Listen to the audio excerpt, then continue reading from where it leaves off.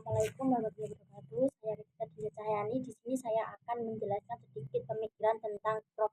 Haji Kuntowijoyo. Pemikiran Prof. Haji Kuntowijoyo mengenai sejarah dalam Al-Quran.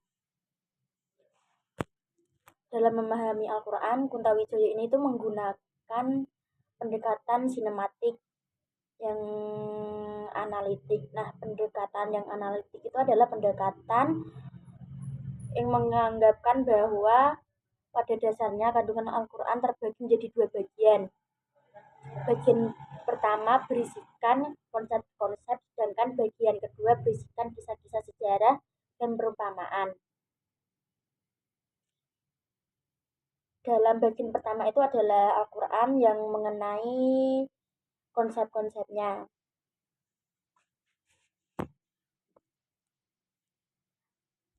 Kita mengenal berbagai konsep yang bersifat abstrak maupun konkret.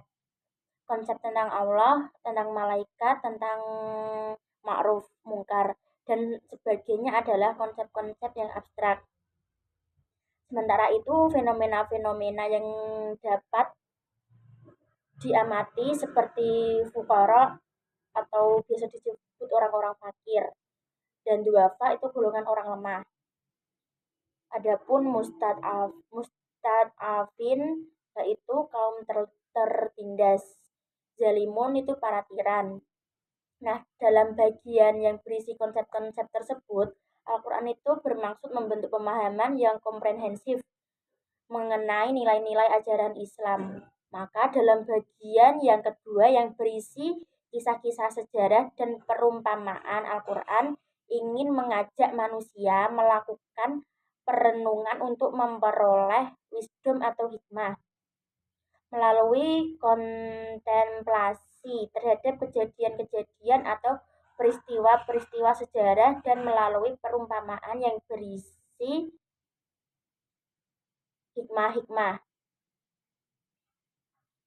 dan perumpamaan Al-Quran juga yang ingin mengajak manusia itu untuk melakukan perenungan untuk memperoleh wisdom atau hikmahnya tersebut.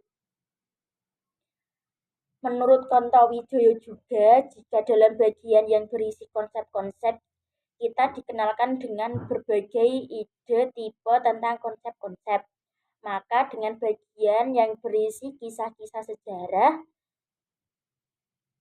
dan perumpamaan kita diajak untuk mengenali tipe tentang kondisi-kondisi yang universal.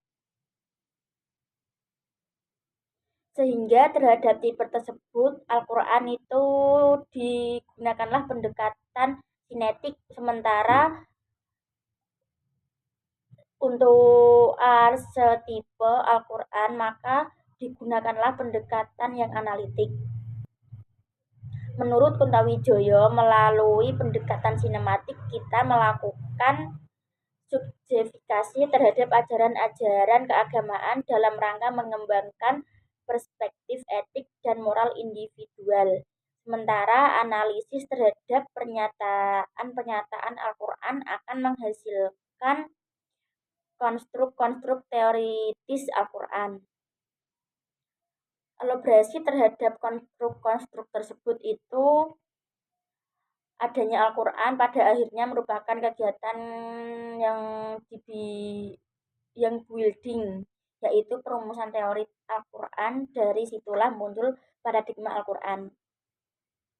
Adapun pemikiran Kuntowijoyo mengenai sains modern, Kuntowijoyo menjelaskan bahwa menurutnya sains bukanlah suatu kebenaran, melainkan suatu kemajuan seperti fisika, ekonomi, kedokteran, teknologi, dan modern. Sedangkan kebenaran hanya dimiliki oleh agama dan sifatnya tidak bertambah. Banyak orang seringkali mencampurkan antara kebenaran dan kemajuan bagi Kuntowijoyo. Pemikiran Kuntowijoyo itu adapun yang disebut pragmatisme, yaitu menolak pandangan tentang kebenaran kaum rasionalis atau kaum idealis, karena pandangan mereka tidak berguna dalam kehidupan yang praktis. William James tidak menolak pengalaman keagamaan sebagai pengalaman yang tidak sebagai pengalaman dan tidak sebagai kebenaran. Ia bahkan menulis buku The Various of Religious Experience tahun 1902.